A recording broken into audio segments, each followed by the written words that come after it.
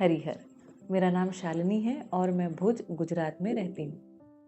आपकी ही तरह मेरी भी यात्रा भौतिक थोड़ी कम, बौद्धिक और आध्यात्मिक अधिक रही है। बचपन से ही जैसे माता पिता, वातावरण, शिक्षा संस्कार आदि मिला, हुआ कुछ ऐसा कि आंतरिक विषयों ने, मनोवैज्ञानिक विषयों ने मुझे कुछ अधिक आकर्षित किया। और एक लंबी आध्यात्मिक यात्रा के बाद मैं करीब सन 2023 में कुछ निष्कर्षों पर पहुंची और अगस्त 2023 से मैंने मध्यस्थ दर्शन सह अस्तित्ववाद का अध्ययन करने का निश्चय किया। 2023 के पहले तक वेद, उपनिषद, गीता तथा और भी कई सारी आध्यात्मिक पुस्तकों की व्याख्या, उन पर कई सारे गुरुओं की टीका सुनने का एक अभ्यास रहा, बहुत सारी ध्यान विधियों को करने का अभ्यास रहा और ये क्रम एक लंबे समय तक निरंतर चलता रहा। सन 2020 के बाद मन में चलने वाले बहुत सारे आंतरिक द्वंद्वों को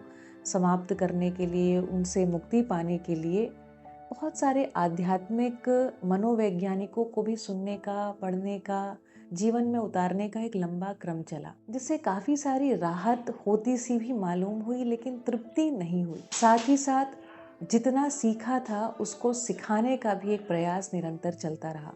हालांकि 2015 के आखिर में जीवन विद्या मध्यस्थ दर्शन सह अस्तित्ववाद का प्रस्ताव मेरे सामने आ गया था और मैंने उसकी कुछ पुस्तकों को पढ़ा भी था, लेकिन मुझे नहीं लगता कि मुझे तब तक दर्शन एक विकल्प के रूप में स्वीकार हुआ था अथवा समझ में आया था।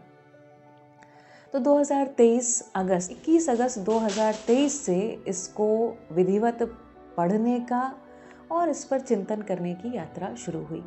वैसे तो मैं मात्र 2 से 3 घंटे ही इस दर्शन के पठन में लगाती हूँ, लेकिन समीक्षा के रूप में जो बातें हैं, सर्वशुभ के रूप में जो बातें समझ में आती हैं, वो कई बार पूरा दिन या कई दिनों तक मेरे दिमाग में घूमती रहती हैं।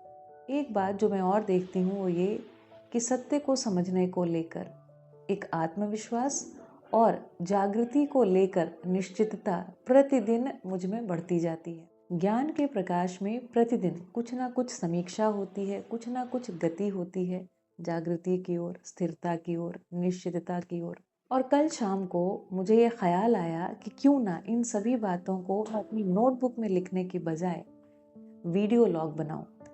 जागृति की इस यात्रा के दौरान जो वैचारिक, व्यावहारिक उहापोह मेरे मन में चलती रहती है, मैं सोचती हूँ अगर मैं इसका व्लॉग बनाऊंगी तो आगे चलकर मुझे ही अपनी इस यात्रा को देखने का एक आनंद होगा और साथ ही शायद किसी और अध्ययनार्थी को भी संबल मिले।